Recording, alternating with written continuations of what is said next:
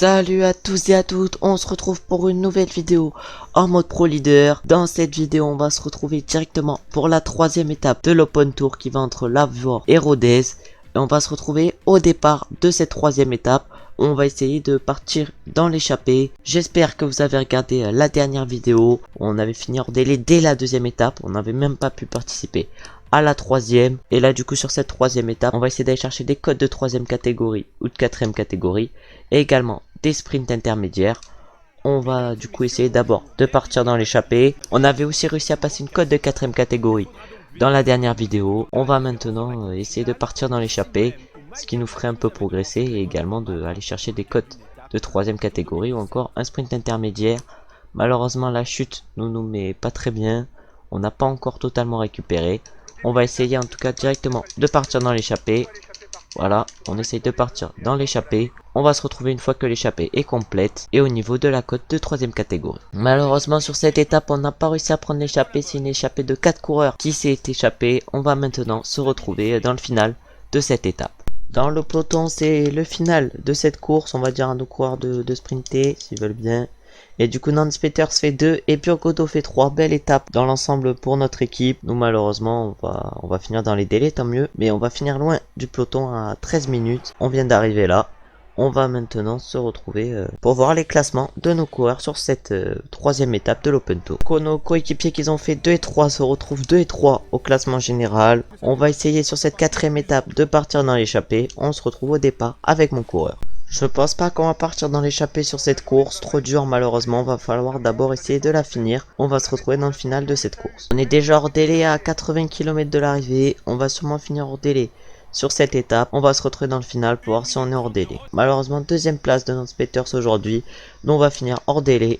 On va se retrouver pour simuler la cinquième et dernière étape de cette Open Tour. On aura réussi à faire 3 étapes sur cette Open Tour, mais pas la quatrième. Le plus dur, c'est clairement de finir les étapes. Ça, c'est vraiment le plus dur avec notre coureur, vu comment il est nul pour l'instant. On va maintenant aller voir le classement de nos coureurs sur cette quatrième étape de l'Open Tour. Du coup, nos coureurs sur cette étape qui font 2 et 11 pour Zimmersman.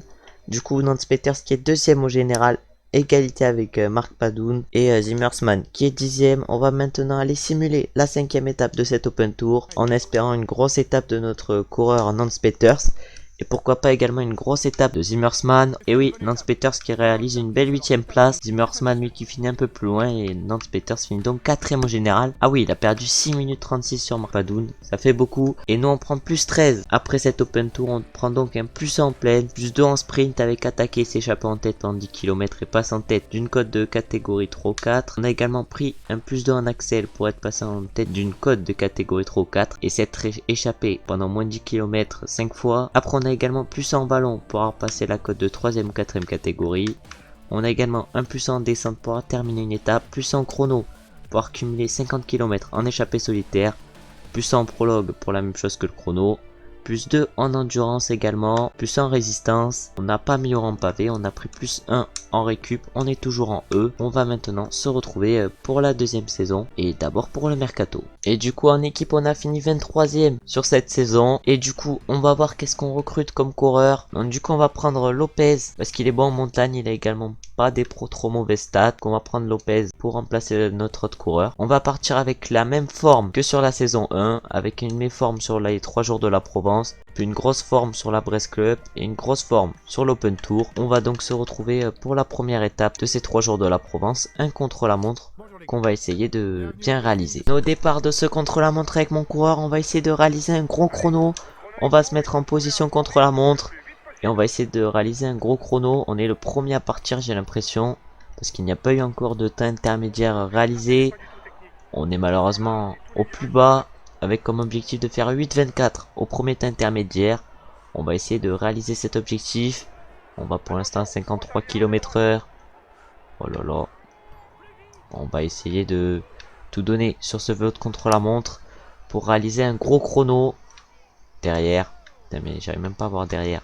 C'est bugué un peu. Bon, en tout cas, on est en train de pas faire un trop mauvais chrono. On est pour l'instant, je pense, en avance par rapport au 8,24. On va voir ça au premier temps intermédiaire. Donc, ça sera, on va être loin des 8,24. Je sais pas. Alors que nous, on est en train du coup de tout donner sur ce chrono. Au moins on a un chrono qui va pas nous gaspiller des formes. On pourra direct partir dans l'échappée pour la deuxième étape. Pourquoi pas finir la troisième étape. Pour l'instant le meilleur temps il est réalisé par Virtgun en 8,38. Nous notre objectif c'est 8,24. On serait donc plus rapide que Virgun. On va essayer de réaliser cet objectif. Et là on va en mettre une. On va accélérer. On va accélérer avant la descente. Oh là là, magnifique. Et là du coup on donne tout dans ces derniers mètres du contre-la-montre. On va donc tout donner. Et on va sprinter dans ces derniers mètres. 8,24. Va falloir faire mieux que 8,24. Oh là là, on va peut-être faire moins de 8. Non, même pas. Et on va donc faire 8,13 aujourd'hui sur ce contre-la-montre. On a réussi mieux que l'objectif, même si je pense qu'on n'a pas réussi un énorme contre-la-montre. On va voir déjà quel temps on a réussi. Et du coup, c'est qui s'impose sur ce contre-la-montre? Est-ce que c'est un coureur de notre équipe? Déjà, c'est pas nous, c'est sûr. Et c'est voilà, c'est Ludvigsson qui s'impose sur cette étape, notre coéquipier, et qui prend donc la tête au classement général. On va voir combien on a fini sur ce chrono.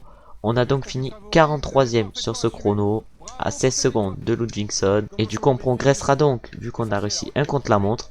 On va maintenant se retrouver pour l'étape entre Gap et Privas, où on va essayer de partir dans l'échappée avec notre coureur. On est dans les 30 premières positions, on va donc pouvoir, je pense, partir dans l'échappée plutôt facilement sur cette deuxième étape des 3 jours de la Provence, je crois que ça s'appelle comme ça. Et c'est Tom Skuins, le premier qui va partir dans l'échappée. On va essayer du coup de le suivre, le Tom Skuins.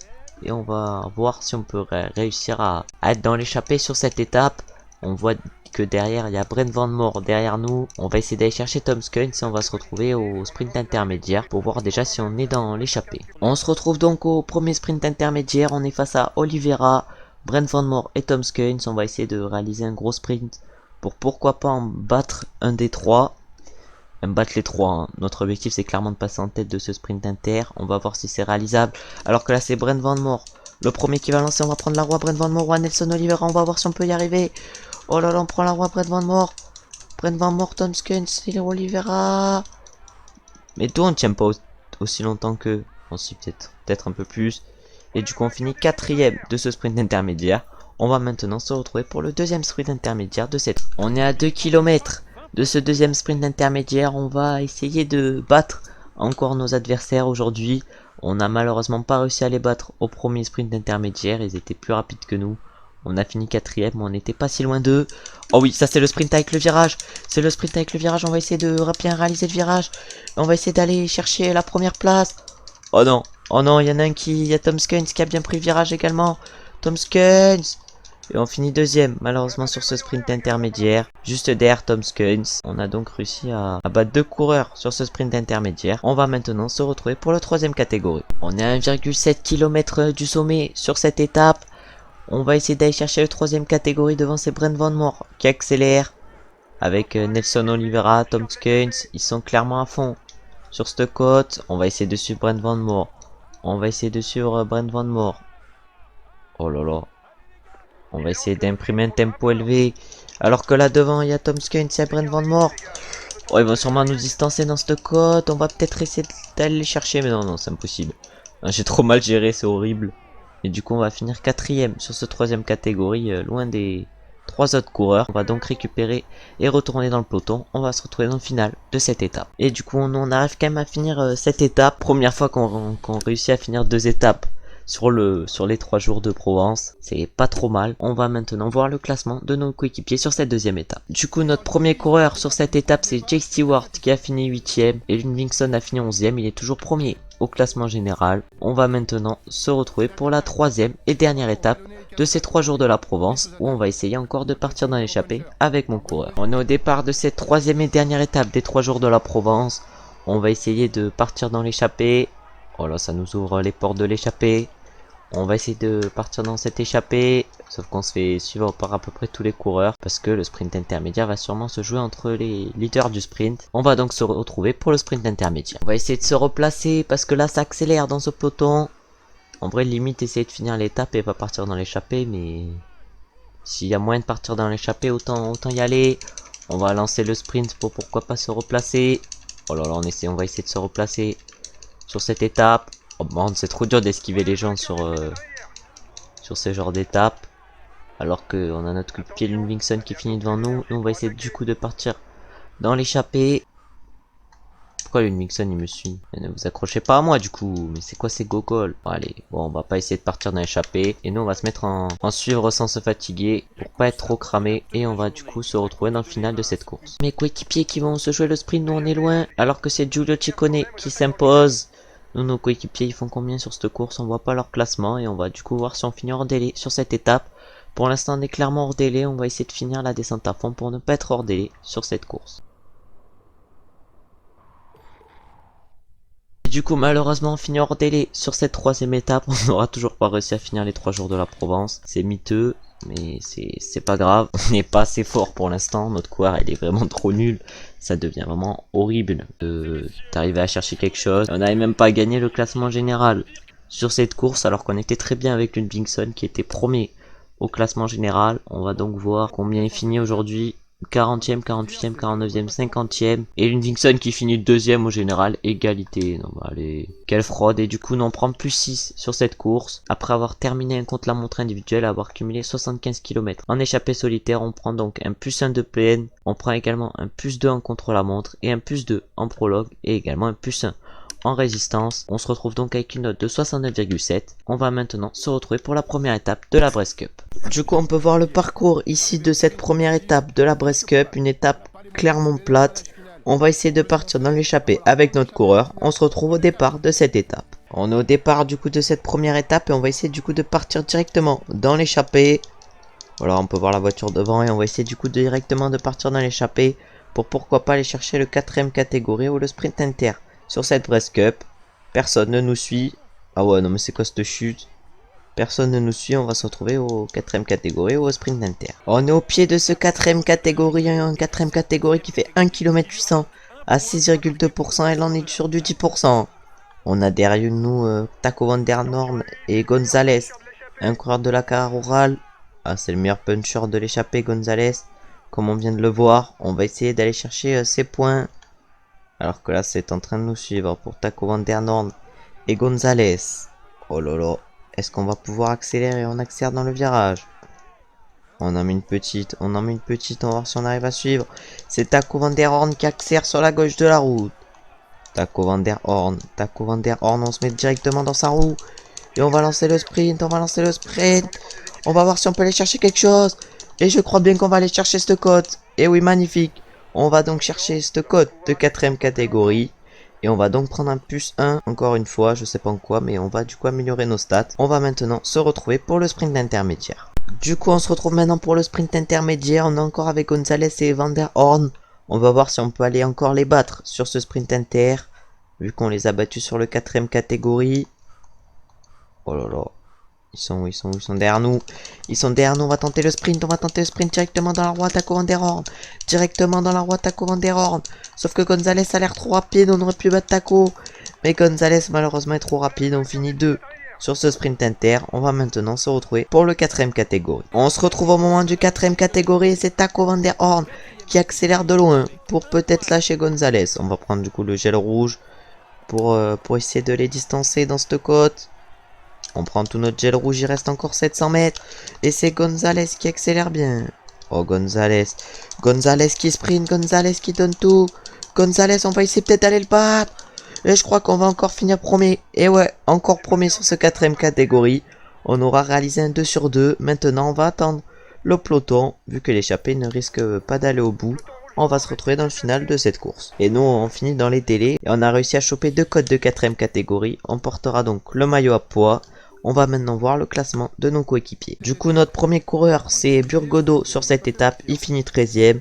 Nous, on est le dernier, mais nous, on s'est relâché dans le final. Et maintenant, du coup, on va se retrouver pour un contre-la-montre entre Plodrin et Plumelec. On va prendre notre coureur et on portera donc le maillot à poids sur ce chrono. On va se retrouver au départ de mon coureur. On est maintenant au départ, on a plus 3 de bonus sur cette étape. Et là, on va essayer de partir directement à fond sur ce contre-la-montre et on va se mettre en position chrono.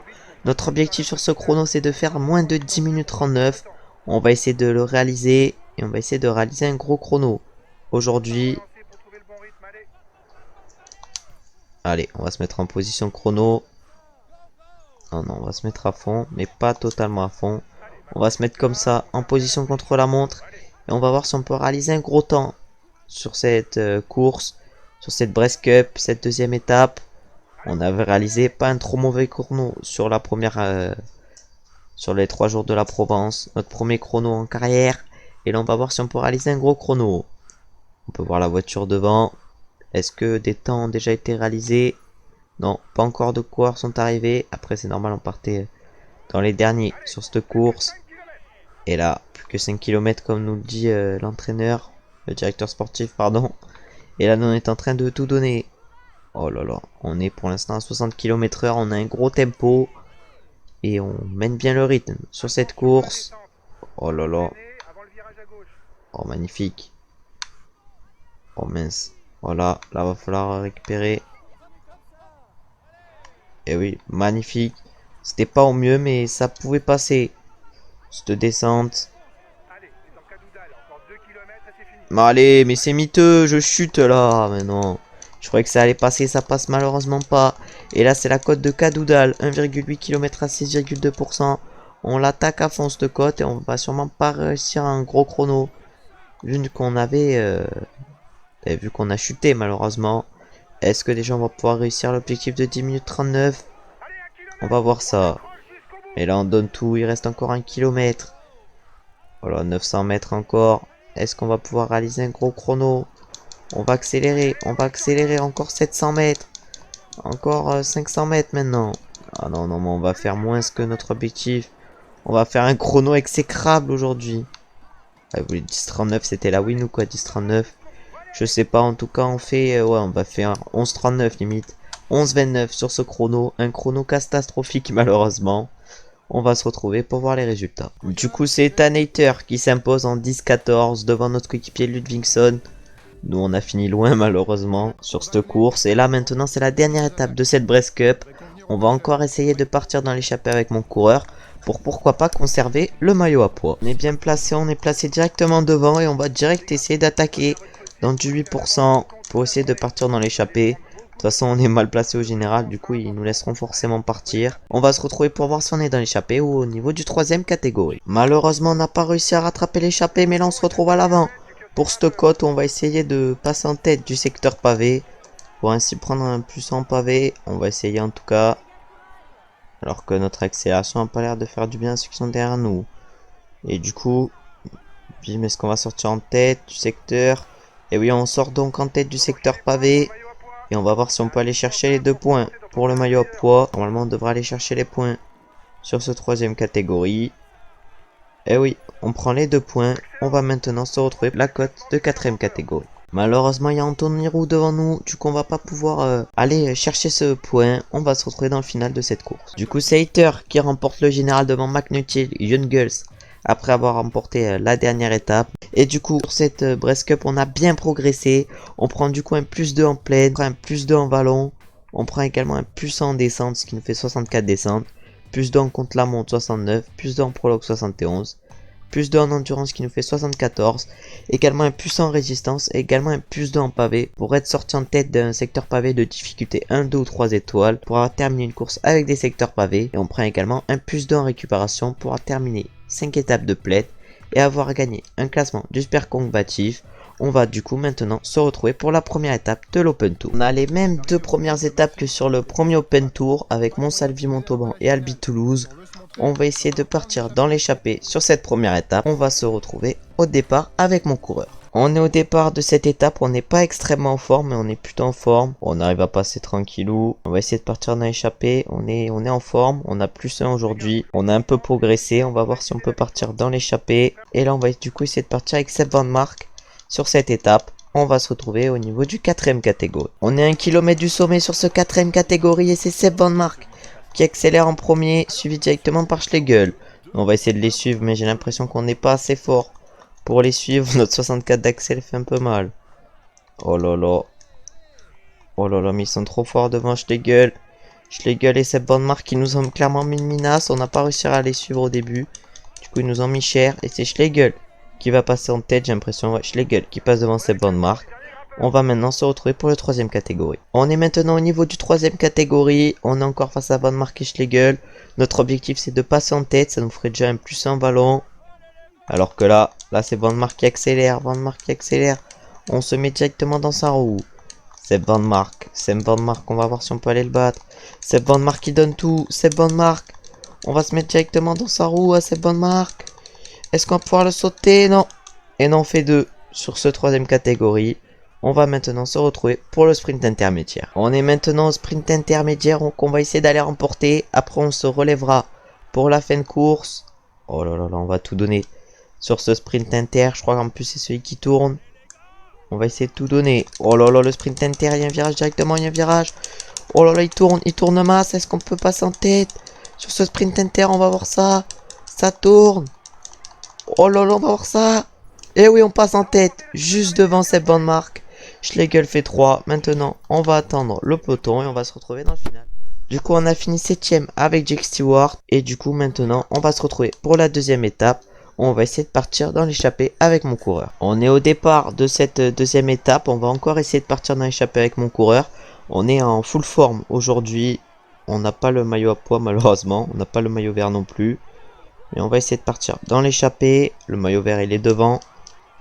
Non, non, ça c'était notre coéquipier. Putain, j'arrive pas à voir. On dirait le jour où j'ai le maillot vert avec ce maillot, ça va même pas se voir. Et du coup derrière c'est Schlegel et Van Mark, les mêmes que sur la dernière étape, qui essayent de partir. On va voir si on arrive à partir dans l'échappée. Malheureusement on n'a pas réussi à partir dans l'échappée. On va donc se retrouver dans le final de cette étape. Pourquoi pas passer en tête d'une cote de 4ème catégorie. Encore 4 km. On va voir si Jake Stewart, notre coéquipier, pourra réaliser un gros sprint. Bon, nous on est en train en tout cas de se replacer. On s'est replacé magnifiquement en passant par la gauche de la route. Oh là là, on est bien remonté. Est-ce qu'on va pouvoir réaliser un gros sprint? Oh, Albanese, il m'a un peu gêné le mec. On va dire à tous nos coureurs du coup d'attaquer. On va voir s'ils y arrivent. On va tout donner encore 2 km. C'est Kron qui emmène pour la Lotto Soudal. Oh, il y a une chute collective. Albanese qui est devant nous. Deli. Oh, il y a Ballerini, il y a Colbrelli, il y a Sonny Colbrelli. Il y a Pasquale, il y a Alexander Christophe, il y a tous les sprinters. Oh là, mais je crois pas qu'on a les jambes pour bien figurer aujourd'hui.